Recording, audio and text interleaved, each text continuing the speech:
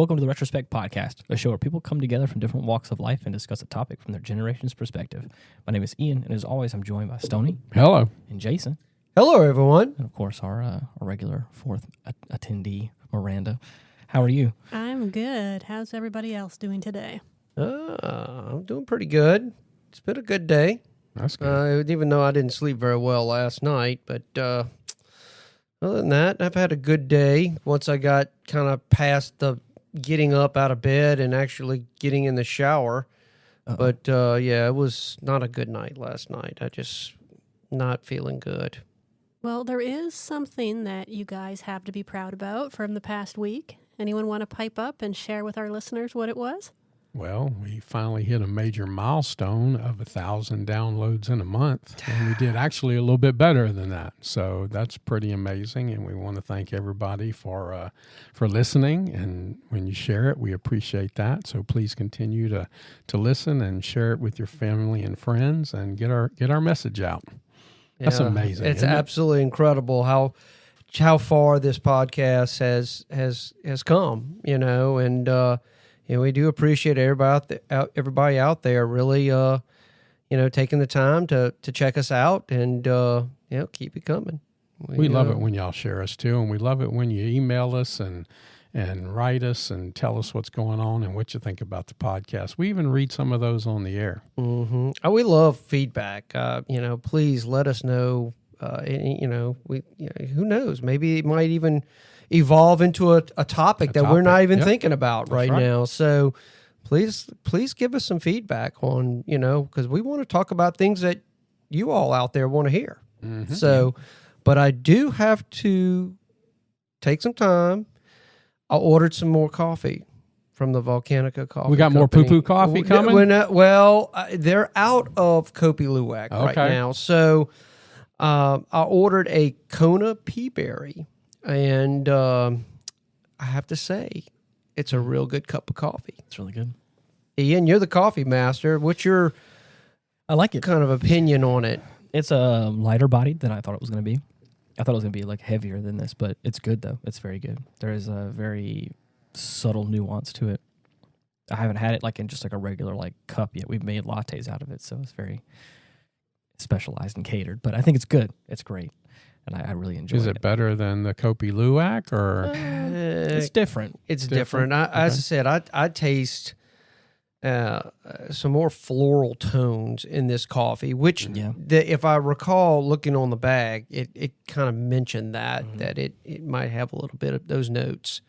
So, but good cup of coffee. And you have another one to try too. Yeah, I bought a low acid decaf coffee. So there may be times I just want some decaf coffee and not something to really wire me up. And I'll be very curious how I feel later on. That'll be the one that I will try the next time. Because you know me and caffeine. Right. Well, I've been wanting to buy a low acid coffee because sometimes the acid will irritate my stomach. Mm-hmm. But because normally I'm a coffee drinker in the morning, and the time we're recording this podcast, it's evening time. So I'll see how this affects me. Well, it kind of, bums me out a little bit because I'm not sleeping at night, so I definitely don't want to add a cup of coffee to it. But one of my favorite things is a cup of coffee, and I can't smell it or taste it right now. Since the accident, I have no smell or taste. We saw the which doctor did we see? That was I don't know some what type of nasal guy. otolaryngologist. He basically said with the force that my head hit the concrete, that it sheared the olfactory nerves right there. And he showed us actually where it comes out of the brain down into the nose area. And he said it hit with such a force, it just sheared them straight off. Gee, dang. So he can't guarantee I'll ever get any of it back. They can't guarantee I'll get my balance back or my sense of smell or taste.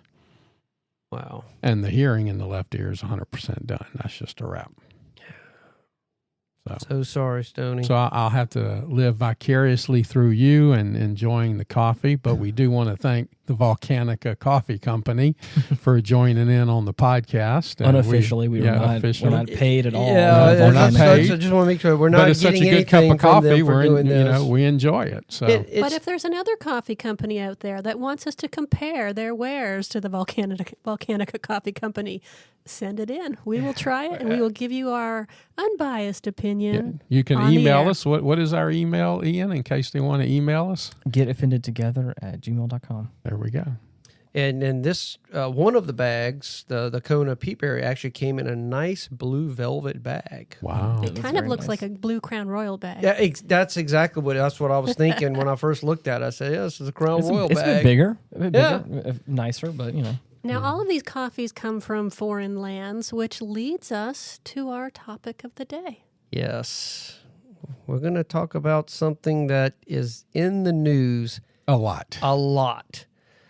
So it's the crisis at the border. Well, Elon Musk asked a question. He said, why is the government, specifically the liberal Democrats, more worried about spending money in Ukraine than they are our border in the South? And basically the answer to that is they're using the Ukraine to funnel money and launder money and the border to buy votes.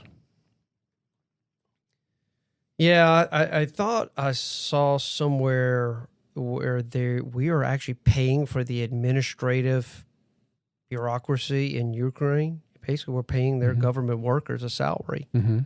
So we're bankrolling their entire country. But we now. also spent money there to protect their border. Well, that's what the whole Ukraine conflict is to protect their border. So why are we worried about protecting some other country's border and not our own? Yeah, we got major problems here, and I any just apolitical person to look at the border and to just see the masses of humanity that are coming across right now. Well, look at what's happening on the news right now. That's so funny to me, and it's ironic, and I'm not enjoying it, but it's kind of ironic, and we know how much I love irony. All of these sanctuary cities are going crazy right now because all of the immigrants are being shipped and bused to them, and now they can't handle it. So if they can't handle it, why do they think the border cities can and should handle it in Texas and other states along the border? Well, there's in their minds, they're far away from the border, and so by default, it's not something they have to deal with, because other than people coming in through Ellis Island and coming in over a ship. But that's different. They came trying to seek American citizenship and got turned away. But here's the thing. New York City is saying they got to spend $17 billion next year for the 540,000 immigrants that they have there, illegal immigrants. And I'm going to say it, and I don't care. There's 14.5 million illegal immigrants in America. At least. So if they're worried about spending $17 billion for their 500,000, who's footing the bill for the other ones? But then when you find out when they come across the border, the Biden administration gives them $2,200. And a cell phone. But we have homeless people in America. We have kids that are going hungry. Our veterans, and hopefully that's going to be an episode coming up about how much our military and our veterans are suffering. And our seniors. Our seniors are not getting the same benefits that people coming into this country illegally are. Well, someone on Social Security is going to get $1,400 a month, I believe it is. If that much. Well, I've got some stats. I figured. You do? Shocking. Yes, I have some stats. I think this kind of provides a good little snapshot of what's going on down there. And there's a ton of stuff out there regarding how many numbers are coming across and such. But I know a former Obama administration Homeland Security Secretary, Jay Johnson, once described a border crisis as more than 1,000 alien encounters per day. There's over 10,000 now. In August, alien encounters at the southwest border average about 6,000 a day. So here are just some stats. U.S. Customs and Border Patrol reported 232,972 alien encounters along the southwest border in August of 2023. This is a 14% increase compared to last August. With 1 month remaining, encounters in the southwest border of fiscal year 2023 have increased over 100% compared to all of fiscal year 2019. Office of Field Operations encounters were highest on record in August and increased 132% from August of 2022. 45,400 inadmissible aliens were processed by the Office of Field Operations with CBP One app appointments in August. So far in fiscal year 23, 151 individuals whose names appear on the terrorist watch list were stopped trying to cross the U.S.-Mexican border between ports of entry. How many? It was 151 individuals. That's a lot of terrorists. Yes, that can do a lot. That can do a lot of damage. Because there was only 11 people pulled off 9/11. So what could 150 do in this country? Exactly. Customs and Border Patrol arrested 32,097 aliens with criminal convictions, outstanding warrants nationwide so far in fiscal year 23. And for those that don't know, the federal fiscal year runs from October 1st through September 30. That's how they determine their fiscal year. In fiscal year 23 alone, the Customs and Border Protection, including air and marine operations, seized 25,901 pounds of fentanyl coming across the southwest border, enough to kill, get this, around 6 billion people. Almost everybody on Earth. Yep. Since beginning of fiscal year 23, 20,273 Chinese nationals have been encountered along the southwest border, an 831% increase in encounters compared to all of last fiscal year.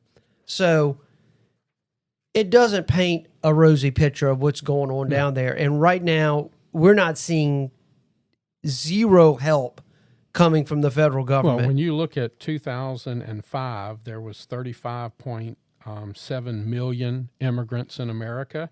And now today there's 46.2 million, which is an increase of over 30% in the last couple of years, so many years. I mean, and it's a steady increase.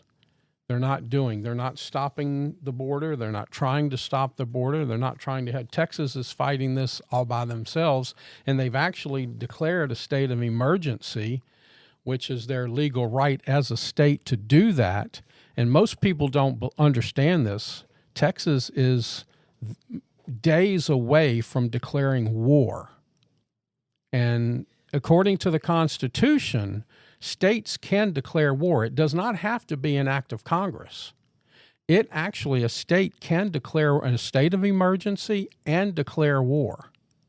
And they're this far from it because they cannot continue to handle this influx of people. I think the governor sent down the National Guard down to the border.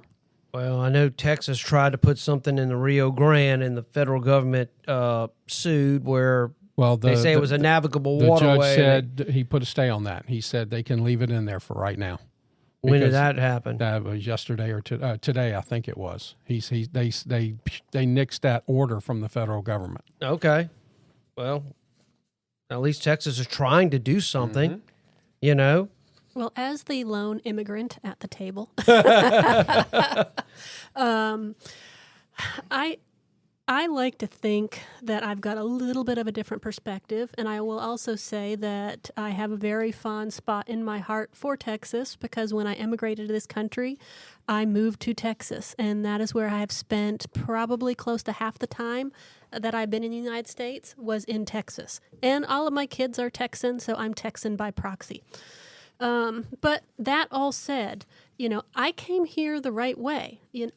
I came in on a student visa. I converted my student visa into a H-1B visa. And then from an H-1B visa, I got a work sponsorship visa. And once I held that for a certain length of time, I got a permanent residency. And then once I became a permanent resident for 5 years, I applied for my citizenship. And so that whole process took about 14 years. And they gave you $2,200 a month in a cell phone too, no, right? No. Oh, it no? cost me about $40,000 to go through all of those so steps. only when you come illegally and want to circumvent the system do Yes. they give you the money. Okay. But what I was going to say is that on every bit of paperwork, on every step of the way that I had to go through, it said, don't let your visa lapse, because if you overstay your visa, we can give you 30 days notice at any point to leave. If you overstay any of your visas, you will not be able to re-enter the United States for 10 years. You'll be banned. You had to keep your photo ID with you and your immigration papers at all times. And it says that on the front and the back of every immigration paper you will ever get. And, it wasn't like that they asked me for all $40,000 up front. It kind of, they baby step you through the way, and some of that is lawyer fees and everything else. I had to prove, and my employers had to prove, that I offered skills that an American couldn't fill, and that it was an at-need thing. So, when I see these things on the news about amnesty and this and that and all this kind of stuff, I'm just thinking, okay, why didn't you do it the right way? Why didn't you do it? Because there's been plenty of times that the U.S. government has offered amnesty to illegals. And if you're not willing to come in and do it the right way, why should we want you? Mm-hmm. That's right. But any other civilized country doesn't handle it like America does. Try to get into Russia.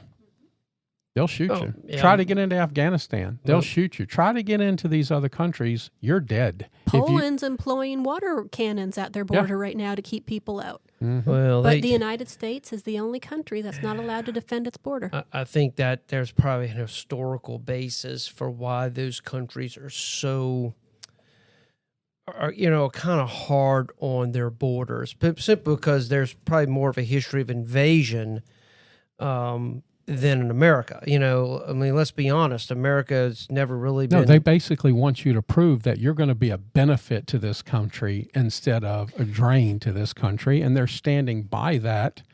And, if an army's going to invade, they're not going to worry about your border, visas. They're making sure that people are going to come into their country and be a benefit. You have to prove, like Miranda did, that you can do something. If you want to go into Russia, you have to prove that you're an engineer, a doctor, or something that can come benefit the country instead of being a drain on it.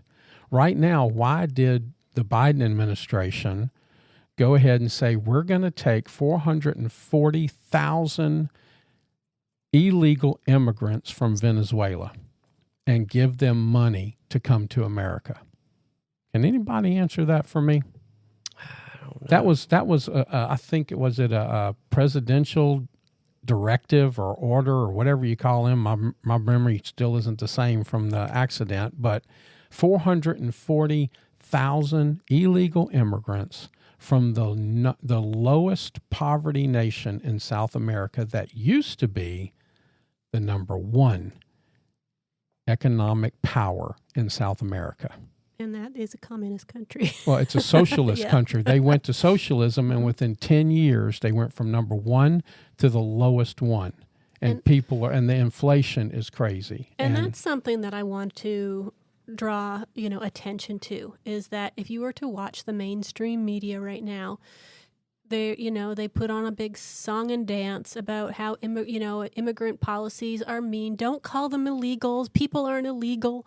And they'll show these pictures of these little kids sitting in dog crates starving and all this other kind of stuff. But when you actually look at the hard, I'm a data person, as Jason is. When you look at the numbers, it's not families that are coming across the border. I looked up one thing, and Border Chief John Maudlin testified earlier this year that the majority of those who are entering illegally in Tucson are single military-aged men. Mm-hmm. We're being invaded, folks. This is not families trying to come across to have a better life. This is, men from 24 to 54 years of age that are single, and they are coming across, as Jason already pointed out, the amount of Chinese immigrants has been astronomically increasing. 68, let me look at it. 58% of illegal immigrants are single men from Mexico. So, we have to ask ourselves, why are all these single people wanting to come here? Is this an invasion from within? Is this a military coup? Is this a soft coup? Well, I wrote a short story, I think 20 years ago, called Less Than 1%. And the numbers were vastly different back then. And I basically said, how many times has Mexico said they want California back and they want all of their land back? What if they're how many would it take to be an army? If you're sending men of fighting age and you've got 3 or 4 million army fighting age men in America, that you're not paying because the people you're invading is paying for them. What if they're just waiting for the right time to cut off their land and fight? 72% of the illegal immigrants that are entering this country speak Spanish. One of the things I had to prove when I came here was that I could speak English. I had to pass a written test and I had to pass an oral test. So again, every country in the world, if you decide that you want to immigrate to Italy, they're going to make sure that you can speak Italian. Yep. Because they want to preserve their culture. So what are we doing here to preserve our culture when we are incentivizing mass illegal immigration for people that don't speak the language, that don't want to integrate, and that might be, like I said, military men that... to what end are they coming? That's the hard question, and that's what the mainstream media doesn't want to show you. Well, I think this goes back to where the problem with illegal immigration is, in essence, you have parallel economies going on at the same time. Instead of how immigration was initially envisioned, and when those early people started coming across, the desire was to become American. Yes. Was to shed their old, not necessarily be ashamed of it, but, we're now Americans, and we need to kind of melt into this. It was the melting pot. And so it was this idea of becoming very distinctive. And yes, English was the language. And yes, there were abuses of people being, I personally, I have family that when they came over and especially with the Italians and even stories of the French, of kids being disciplined, to be afraid, be ashamed of their heritage in many ways. So I think sometimes it went too far, but I think the intent was we're trying to a hegemony to keep everybody to have kind of a common goal with why I'm here. And unfortunately, now what's going on, you have many of these people who have no desire. A lot of them are coming here, and I will say, a lot of them are coming here from countries that are in bad shape. Venezuela, Ecuador, El Salvador, Nicaragua, Honduras, all these. What's the common theme with these countries? Very unstable, military dictatorships, probably the infrastructure, if a natural disaster should hit that country, which I think some of them have been subjected to some hurricanes. I've hit those areas. There is nothing to really kind of keep you there once you've kind of lost everything. It's like, okay, do I stay here and starve to death or take my chances and try to make it to the United States? But I don't think that a lot of evidence shows that they're coming to the United States to create a new life for themselves and fully integrate, because a lot of money is still getting sent back to these other countries. Yes. Well, and so the money isn't staying in our economy. I'm glad you said that, because I knew one of the few married illegal immigrants, and I have no problem with somebody being here. But this guy, and let's see if I can remember if I can tell this story right. In Mexico, he was married to a man's sister. Okay? So that means that was that relationship. In America, he was married to the same man's daughter. and everybody was okay with it. So he had a family here in America, and he had a family in Mexico with the same man, I guess, as his dad and brother. And that was just kind of crazy. And his mother didn't want to be in Mexico anymore, so she came and became a legal citizen of America and started a little store. And but he would make his money here, and he would send a lot of his money to his other family in Mexico. Well, we're talking about some of these single males, military age, coming across the border. I pulled an article. It was published September 29th, 2023, in Fox 2 Detroit. And the title, Sheriff, Transnational Gangs from South America are behind high-end burglaries in Oakland County.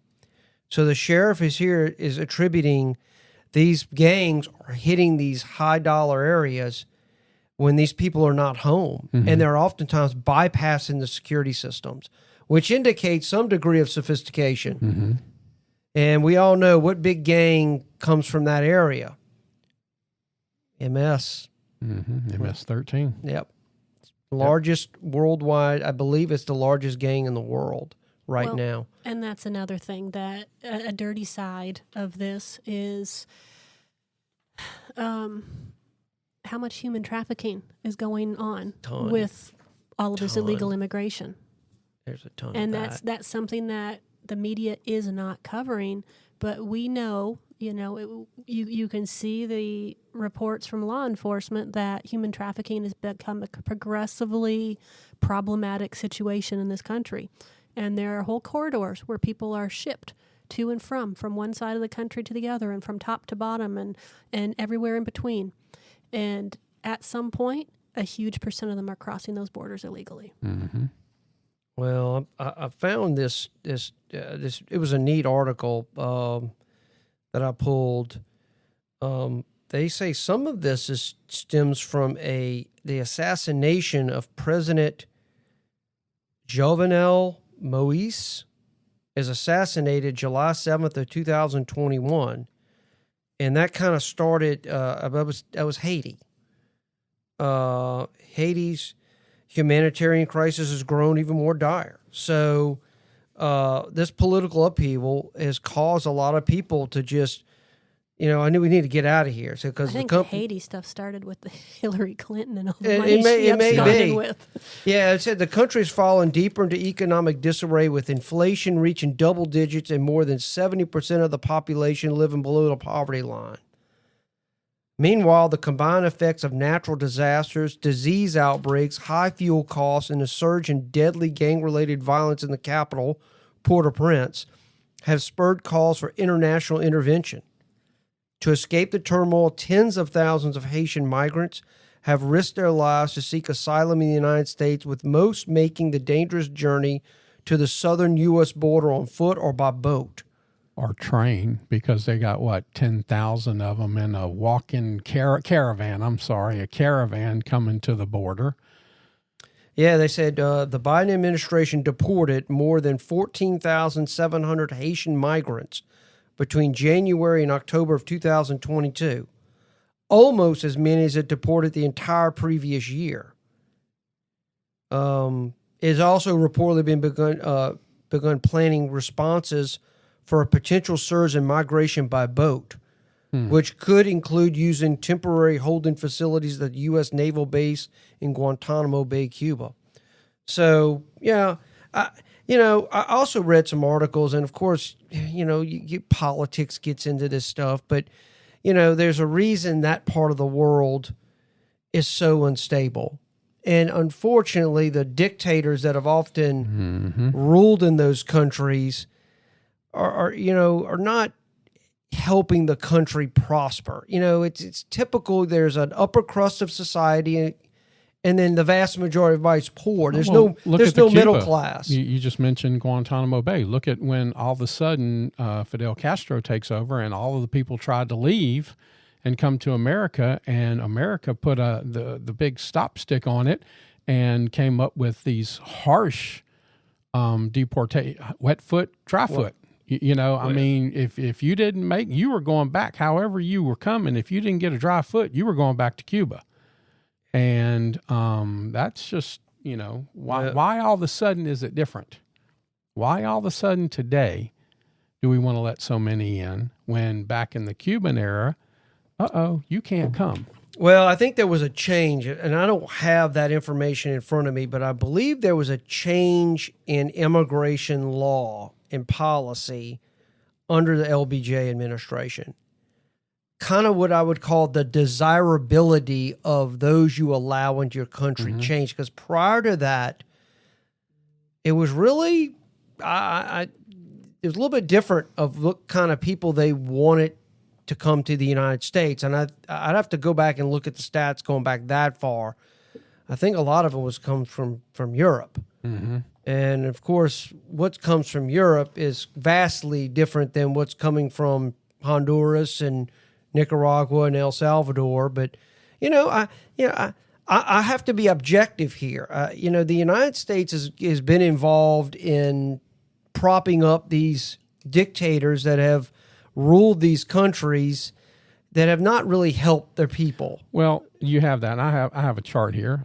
I too like statistics, and immigration occurs in waves.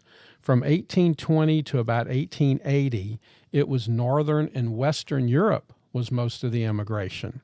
From 1880 to 1920 was Southern and Eastern Europe. Right. That was the majority of it. Yep. From maybe 1920 to 1960 was pure Western Europe. Yep. And from 1970 up until now, it's Asia and Latin America. Right. So that's what I'm saying. There was a change. And these numbers are crazy. From 1820 to 1880 was 110,000 people. From 1880 to, I don't know, the graph here is maybe 1950 was 7.5 million people.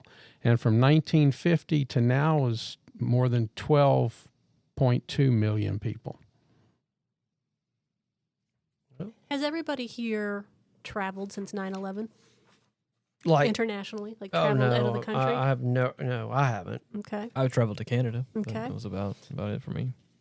But I did that I didn't fly there though. I drove through, and it was not a problem. I had a harder time coming back into America as a U.S. citizen than I did leaving the country to go into Canada. And see now, because I've got a Canadian birth certificate but an American passport, when I go in, I get a hassle. Mm-hmm. When I go into Canada, but when I come back, they're like, "Welcome home," and I'm like, "You got it." But what I was going to say is that since 9/11, if you go to the airport, you've got to show multiple forms of ID. You've got to strip down to your socks. You've got to get your shoes scanned. You've got to get it patted down. You have to get walk through an X-ray scanner, just to protect everybody else. But we've got all these illegals coming across the border. Who's protecting us from them? We have lost so many freedoms since 9/11 that people that lived prior to 9/11 and now, they say it's night and day.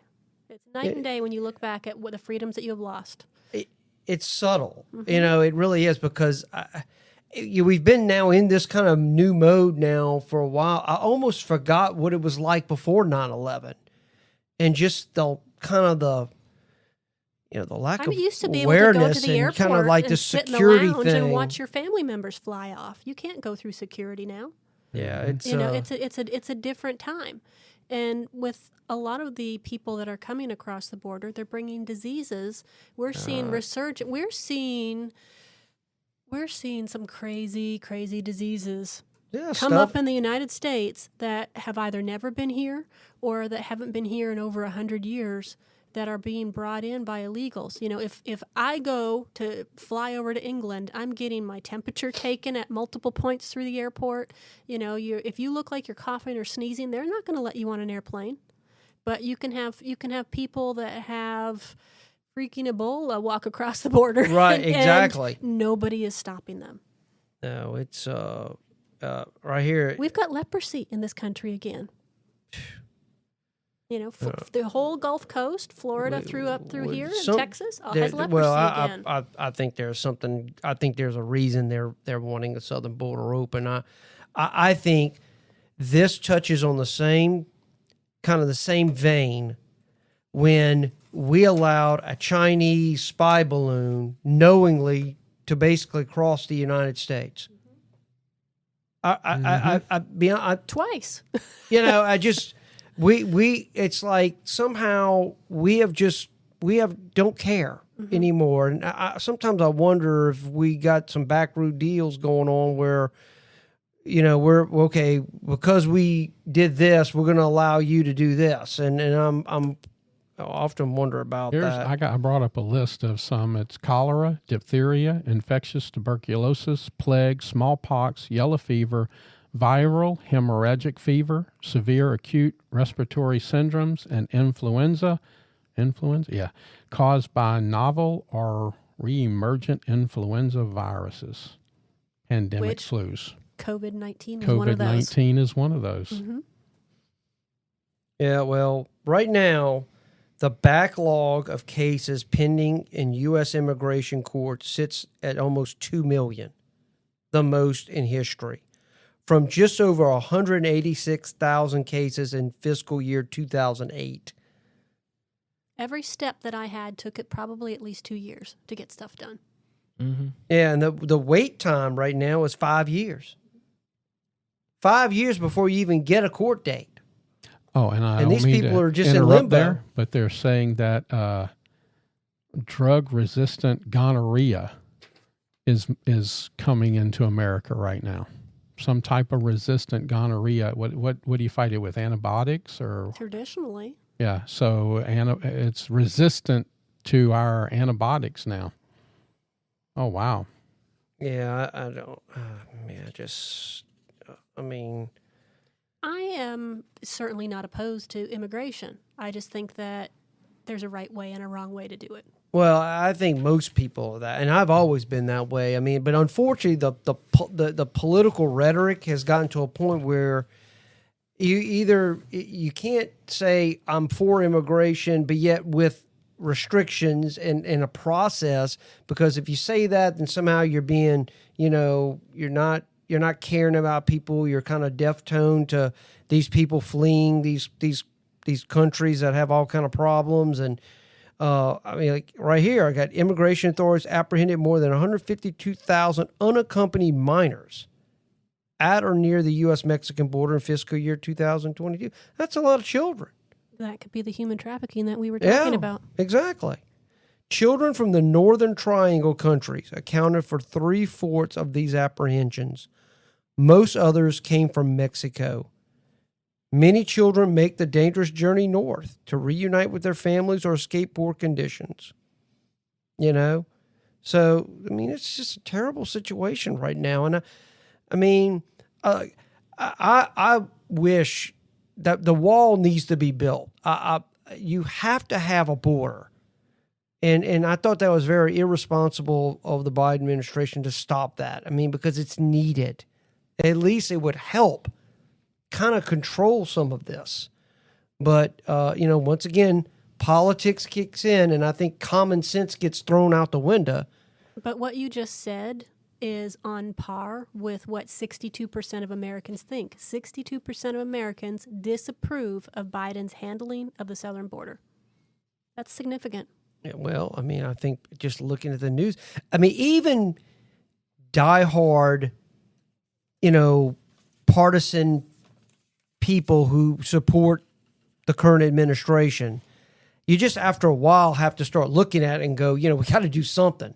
See what's it's free votes for them. Well, it's free votes. It might be. Oh, but there's might be. There's 42,000 voting age non-citizens voted in D.C. in 2021. Oh. They passed a law that says that you can be a non-citizen and vote in D.C.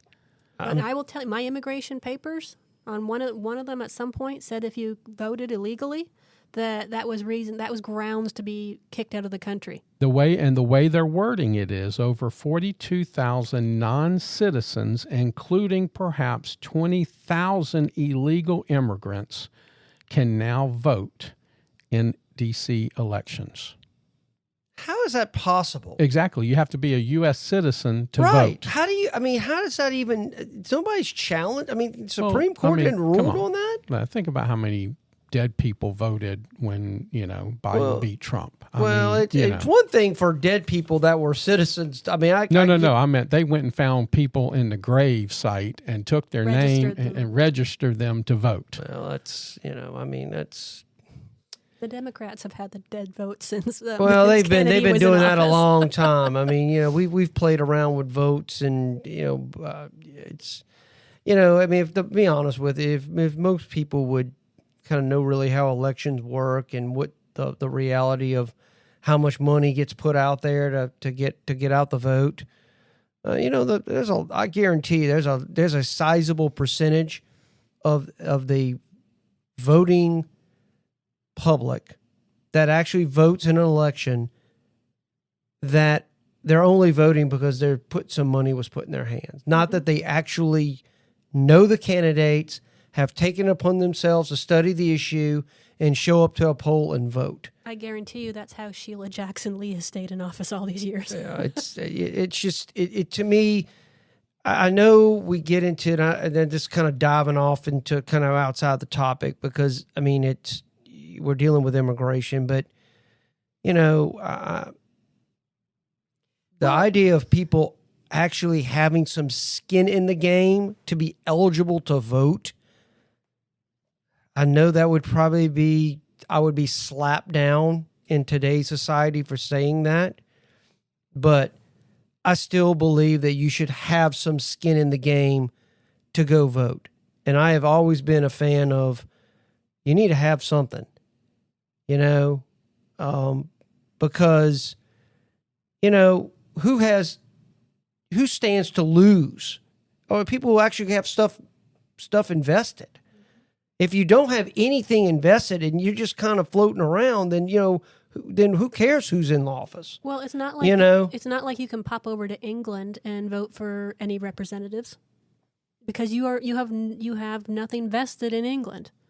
So, it's just, again, the United States is held to a different standard than every other country in the world. Well, first in America, you had to own land.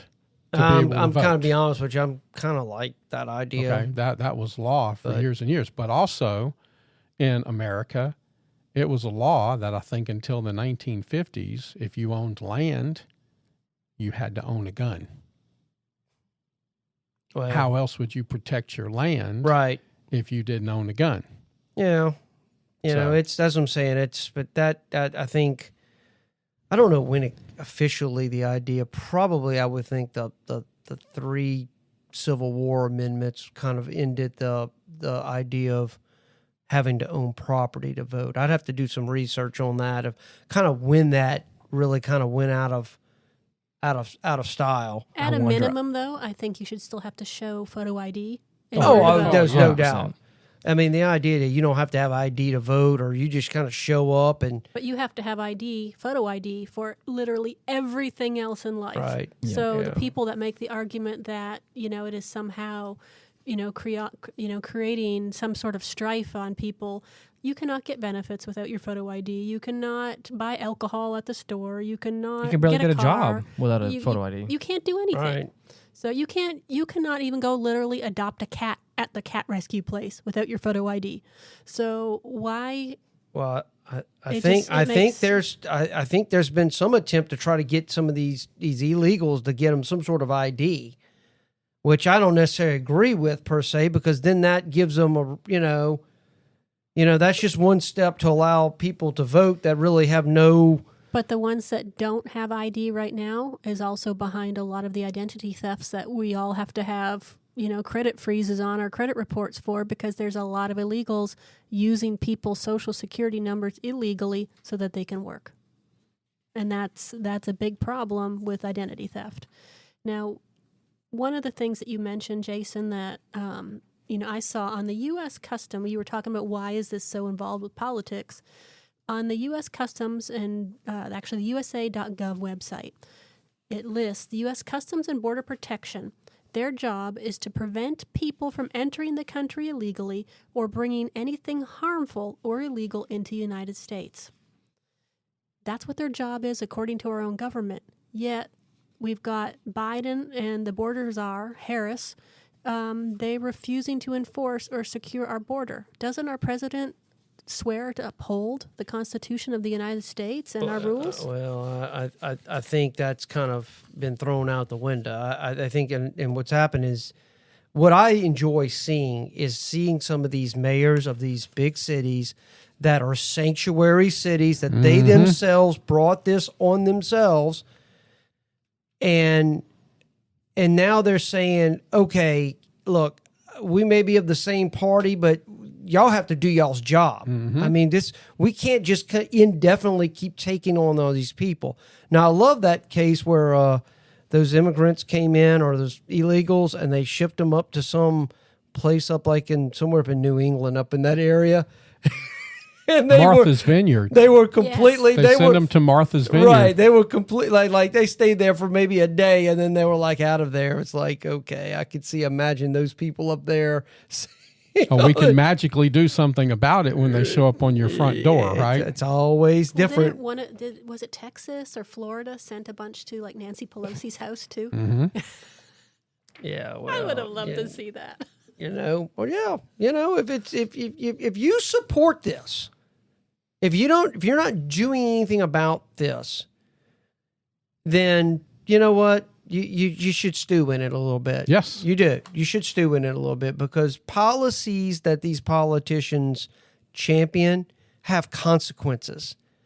And if you think it's all a great idea, then you need to be right in the middle of it, because that's what you're saying. Well, at the end of the day, the current policies and procedures that are being implemented by Border Patrol, by the U.S. federal government, it's creating an excessive amount or undue stress on our social services. And, we have right now, I read a couple of news articles about seniors getting kicked out of retirement homes. One was a 97-year-old Vietnam veteran. He was getting kicked out of his old age home to make room for an illegal immigrant. We've got hotels in New York City that have kicked every single person that's normally in the hotel out. They've taken over the hotel, and they're billing the government $250, $300 a night to house illegals. Well, once the illegals go into these facilities, they have to be completely renovated, because the illegals don't go in and treat it like a hotel. They go in and treat it like they're the third world country they came from. Exactly. Well, that's all they ripping know. things off the walls. That's all they know. So, but if you were a business owner, would you want the government just to come in and say you're taking, 5,000 illegals into your hotel and there's nothing you can do about it? Well, that's what I'm saying. For a lot of corporate America, for them to basically be silent on this, something is going on. Either they're getting money under the table to kind of allay the damages and kind of the fallout from allowing this kind of stuff. Or I don't know, then why would they even? To me, they should be banging on the White House door. Well, I think saying this needs to be fixed. You said it right. It's corporate America. They said by the year 2050, BlackRock, Vanguard, and one other company was it State Street? It might have been State Street, is going to own 65% of livable property in America.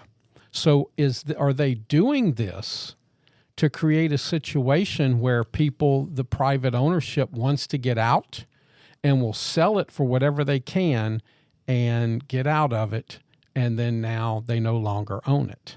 Well, this is contributing to the housing shortage. Right. We've already seen, runaway inflation, and this doesn't help any when you've got people that are drawing on the economy that aren't contributing to the economy, or they're taking money that would normally be recycled into our economy, and they're sending it to South American countries or to China or to wherever else. Well, you talked about, I think you mentioned something to the effect of how the federal government's handling this problem. I found another stat that I thought was pretty relevant here. They did a survey in June of this year. The American opinion was split on immigration, while 31% of respondents indicated that immigration made the country better off. A further 36% said it made the country worse off. So I'm surprised it's that high. But it might be one of those things, like, I always point out health statistics and how misleading they are. Yes. And with what you just read, does it say that, 60% of Americans think that immigration is beneficial, or do they say illegal immigration is beneficial? Because you can leave one key word out and it changes the entire meaning of... It just says here on immigration. So if it's just saying immigration and they're saying that 30%... Because I think most Americans are happy with the immigrants that come here the right way. Well, but that's what I'm saying. According to this survey, now this is why I think the illegal immigration, the problem we're having right now... crisis. ...has caused this shift, because now they're saying, according to this poll... we're split on immigration. So we're talking about just immigration in general. 31% saying yes, it made the country better off, but 36% said it made the country worse. So now you're starting to see the whole immigration issue itself. Maybe people that are just coming in legit, that Americans have now been so bombarded with the illegal stuff. Mm-hmm. Yeah. That it's unfortunately for people that are trying to do it the right way, they're getting thrown into the same pot. They're saying, we don't want you here either. Well, if I had married an American, before you, Stoney, it would have taken me 2 years to get my citizenship. But because I was married to another Canadian at the time, and he had to go through the same immigration process, it took significantly longer. It was the same way for me in Canada. If I could have gone through the process of having a PR card, and then of course gone for citizenship if I wanted to, but just the process of doing the whole PR card thing was going to take a pretty significant time for the process to get started. But if I was married or had children in the country, it would have been significantly more. Did you ever actually think about it, or did you have the information, or because of the person that I was with at the time, there was a consideration of I could apply for PR, permanent residency, which basically stated, at least for Canada, I had to for it to be valid, I had to stay in the country longer than my home country. So I think in a 5-year period, I had to stay a grand total of 3 years. Okay. So I could go back and forth. But the problem is to get that card, to get those credentials, I had to go through the whole process of. Did you have to show paperwork. Anything else, like what you could do to support yourself? I think there was that. I never actually started the process, so I don't. Okay. I can't speak for that. But for me to go there as a seasonal worker, like a holiday visa kind of thing, a lot of that was some of that was required. But whenever I got there and all of my paperwork checked out, they didn't really worry about it. Okay. Whenever I came there and all my American paperwork was legal and up to date and stuff, so a lot of that, I think it was a just in case kind of thing. They wanted to make sure that I had money and I wasn't going to, be a bum in their country, and I was going to go there for a purpose. I already had a job all lined out and all those kind of things. Mm-hmm. But Canada has had, I don't know what they currently do because of Trudeau, but in the past they had special arrangements with all the other Commonwealth countries. So not that America is a Commonwealth country, but my stepdad was British. Because he was from a Commonwealth country, it was much easier for him to come into Canada. He just had to show that, it's either he had an income, he had a job, or he was creating jobs. And things got rubber stamped a lot quicker. But if you were coming from a different country, it's, it was we had friends that came from South Africa. They had to jump through a lot more hoops in order to stay in Canada legally. Well, I think, and this is where you start hearing how much money the United States sends overseas. And this is what I'm in support of, is I do believe that we need to get out of these countries that, are just not propping up bad leaders and really causing hardship for their people. Because to me, if their countries were flourishing, they would have no reason to leave. Right. So that's I think where, you say that. Asylum is not just because my country's poor. Asylum is because I'm being targeted by my government. Asylum is because I'm being targeted by this group or that group or something like that. Oh, it's poor, so I'm seeking asylum in America. That's not asylum. Okay. Yeah, I don't mind if someone comes up and says they're being targeted by their government.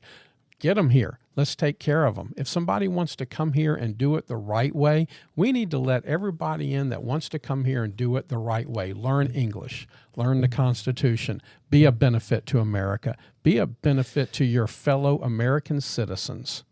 And that's great. I have no problem with that. But these people that want to come in and now receive benefits, receive schooling. We have American kids who can't afford college, but now if you're a legal immigrant, you got college paid for. We got citizens. My mother is on such dire straits because she's on such a limited income. She really can't make ends meet. But now we're going to pay somebody a minimum of $2,200 or $2,400 a month just to be. I'm like, Mom, go to Mexico, give your citizenship up, and then come back to America and get your money. That's a shame. Somehow we've gotten off the rails somewhere. Because we're buying votes. That's what the liberal agenda is doing. Is they're buying votes. They realizing they can't do it fairly. They can't have a fair election. They have to cheat to win. And now they're buying votes. What they're doing is they're bringing people to America that are used to getting free stuff. And they're intending on them voting to keep the liberal Democrats in power. Because normal Americans that just want to, look, I want to go to work. I want to come home. I want to slap my wife on the butt. I want to drink a beer. I want to go hunting or watching football on the weekends. I want to go fishing on my days off. They're not mouthing off. They're not screaming loud right now. Who's screaming loud? The people that want shit for free. Well, I mean, that's a way of staying in power. If I can, That's exactly if I can, be Santa Claus and give everybody what they want, they're always going to vote for me. Mm-hmm. I mean, that's just kind of a natural human. But what they have found in a lot of cases is, these groups of people that have come to the United States, the ones that have come legit, and even ones that maybe came illegally but became very productive citizens, what they have found over time is these people kind of morph from more of a, what I would consider fall under a liberal type of ideology, where they became conservative. Once they realize that my paycheck is getting taxed to no end and I have no money left, I mean, after a while you start going, well, what's the point of me working? If all my money is being diverted to people who are not doing anything. So I could see maybe a reason to constantly bring in people that are dependent on another group of people giving them something to maintain that loyalty. Okay, I could see that. Makes sense. Maybe it's getting to a point where they're starting to lose some of those original groups. Those groups are now becoming more conservative and maybe voting differently than they voted before. And, hey, I need to kind of change the dynamics again. So, who knows what's going on with that? I don't know. I mean, there's so much information out there about that kind of stuff. And I pulled up some data from one of your favorite websites, Pew Research. Pew? Okay. Yes, I've got some stuff from Pew Research. Many times before. Yes. Party affiliation among immigrants, and it goes down by state, but it's almost universally 3-1 to 4-1 that are voting blue over red. So there is a reason why these policies are happening, and there's a reason why, like, you look at Massachusetts, 67% are voting liberal and only 17% are voting Republican. Well, that is a big spread. That can explain a lot of things. But you go through all the states that they did this poll in, and it's very the numbers vary, but the pattern is the same. Yeah, I mean, we, during the Trump presidency, I think there was the immigration policy was the stay in Mexico policy. So, I think the federal government at that time was making people stay in Mexico while their cases were being heard in the United States, which I think is a better way of handling this. Mm-hmm. But I guess when the Biden administration took over, they thought that was inhumane. As the Roman Empire was falling and going through a lot of the same things that America is now, Cicero said, this is a quote, The budget should be balanced. The treasury should be refilled. Public debt should be reduced. The arrogance of officialdom should be tempered and controlled, and the assistance to foreign lands should be curtailed lest Rome become bankrupt. People must again learn to work instead of living on public assistance. This is a long time ago. Some people were smart enough to see what we're going through now because they were going through it then too. As blood sport and as deviance became widespread in Rome, it became you're going to die from within. Well, I think, I mean, I've done some reading on the Roman Empire. It's kind of one of my favorite times in history. Mine just also. kind of read it, love it. And part of the reasons they point to it in the fall of Rome is unfortunately it's border incursions that occurred as a result of external pressure. So these barbarian groups would be crossing the Danube, but their people became weaker. When you had the legion, that you couldn't beat them. You could not beat the Roman Empire. But as these things, as public assistance, as their people became weaker and deviance in the population became evident, they became a weaker group. And then the border incursions. Well, there were a lot. taking Yeah, off. there was a lot of factors. I mean, it's currency and inflation, and as I said, the barbarian groups that were constantly the empire was always under duress with these barbarian groups pushing up against the border, and of course they were pushing up against the border because they were being pushed by other groups themselves. So there's kind of a one thing leads to another. So. But even back then, they realized becoming a society based on government handouts and a reckless government spending all of your money and giving money to other countries is going to be a problem. It was the emperor. Unfortunately, there were many emperors that spent lavishly and drained the coffers. I mean, the empire only really made its money when it conquered and brought in the wealth that they took from that country. And it was kind of a weird way of doing things, but that was kind of the norm back at that time of kind of how societies worked. But we're now facing very similar problems in this country. We have government officials spending inordinate amounts of money. They're basically printing it, or they're borrowing it from China. To give to the Ukraine. We have all these people coming across the board. We can't sustain this. We're possibly bringing in diseases that we don't even know what that may do.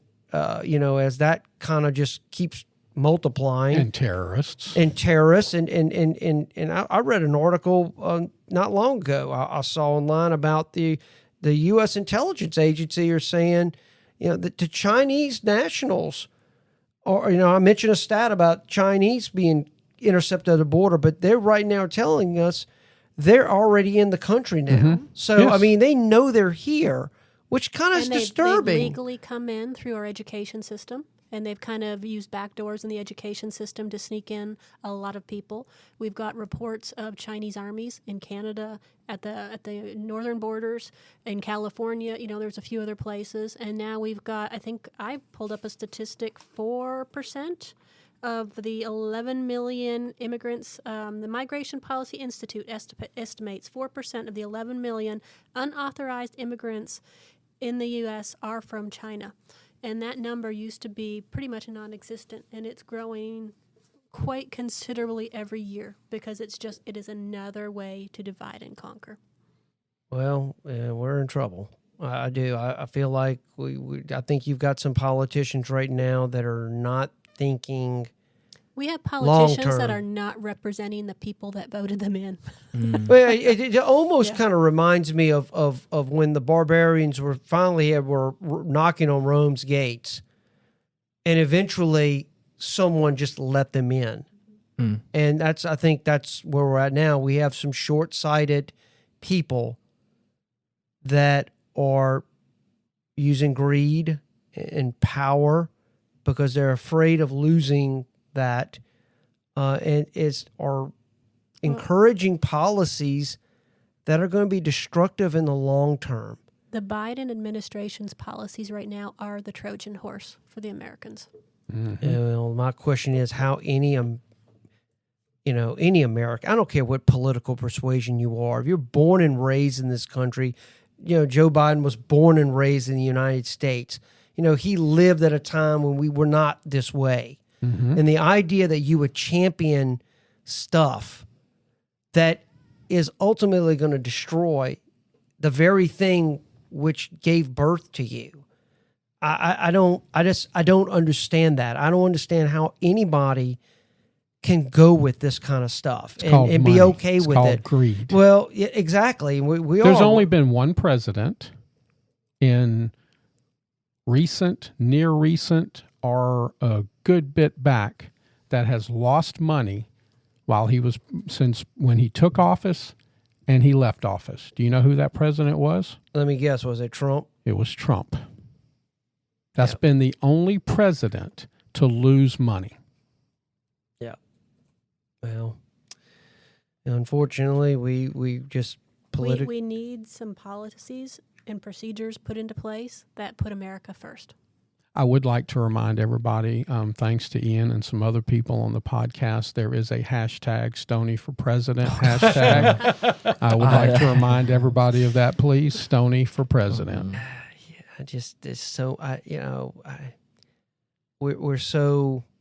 We've become so divided.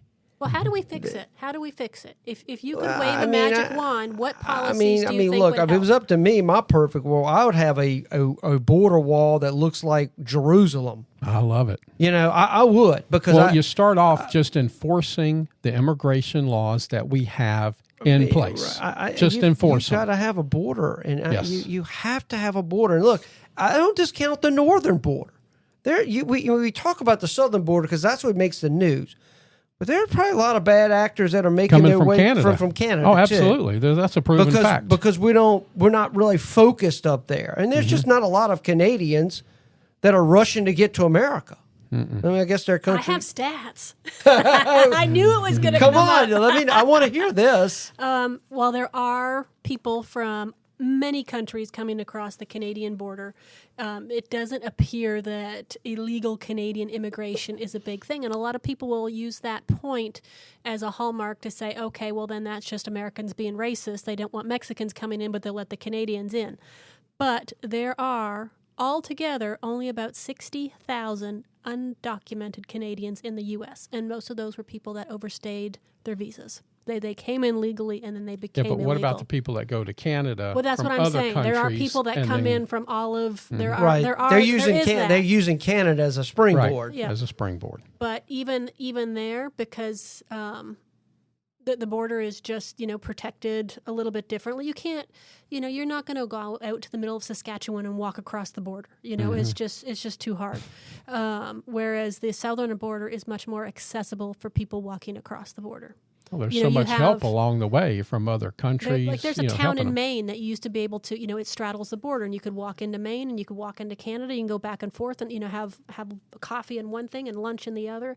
And that was even the where I came through. I forgot what it's called. It's like Gate Town or something, or one of those things where it was like a pretty square town, and it was the border between Canada and I think North Dakota was right there, and that was where like it was like one of the many like portals into Canada. You could hopscotch between the two countries. Yeah, right. But you could But they've locked it down. You have to go through official border patrol. And when you're driving up to it, it's like going to a casino here, where they've got all the lights and the flashing things, and they'll say like, turn around now if you don't want to cross the border. Turn around now if you don't want to cross the border, because it's like you cannot turn around when you get up to the top. It's just like you'll go through immigration on the American side. They'll ask you where you're going, and you'll face the same on the other side of the. I usually cross at one of the bridges, but it's the same thing, because you're having immigration leaving one country and immigration on the other side going in. Mm-hmm. And so because of that, you've got two chances for somebody getting caught versus, if you go down and you're trying to walk across the border at El Paso, you just have to walk through the river and you're across. Yeah. Or you have to go through the desert in the middle of the night, or you've got people, what are they called, jackals or something, that are like putting people in tractor trailers and just driving them across. So, there's a lot more shady stuff going on down there. And I think because the geographic expanse is so big, it's just hard to patrol it. And, the Border Patrol agents, they're getting shit on by they're getting shit on by the public because, they're told they're not doing their job, but the administrations won't let them do their job.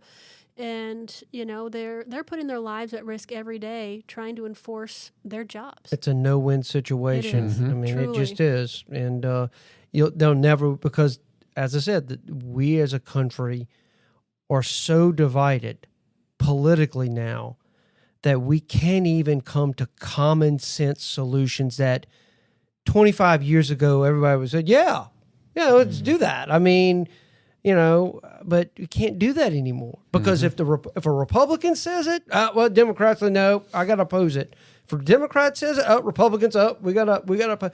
That's just where we're at. Or now. they attach so much pork to it that well, it has no they do meaning that anyway. too. They do that too. If we have any listeners that work on the border, we would love to hear your experiences. Yes. Please write in to Ian. Yeah. Well, I was going to say we're actually, to be honest, we're at the end here. If that's okay. It's a great segue. We have a Facebook page /Retrospect Pod where you can reach out to us that way. And but I'm pretty sure with what Miranda's referencing, the lovely and talented, the lovely and talented Miranda. Hey. I didn't say it at the top of this episode. Anyways. We Why have not? Why not? Well, because you guys always make fun of me because I try to give her an elaborate intro. She's a special guest, and She is special. I roll out the red carpet whenever she's here. I'm special, but not short bus special. There you go. We have an email address for those more lengthy. those more lengthy write-ins that you guys have, and it is getoffendedtogether@gmail.com, where you can email us your experiences and your thoughts, and we will keep your them suggestions. private if you so wish. Just let us know, but we would love to get your experience, and we'll talk about it on air. Don't tell us at the end, like, don't say my name. Keep it at the very end, because put that at the top.